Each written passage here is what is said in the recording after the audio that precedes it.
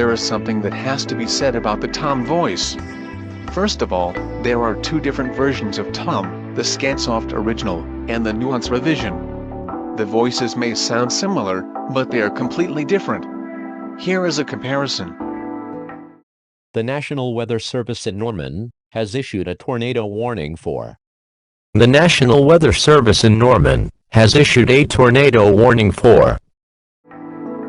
The Scansoft version of Tom was used on NOAA weather radio broadcasts between 2002 to 2016.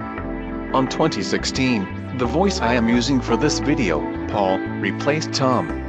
The nuance revision was never used on real EAS alerts, however, it was used on Weather Radio Canada between 2016 and 2017, I might be wrong about the years. The nuance revision is available on Mac OS X and iOS.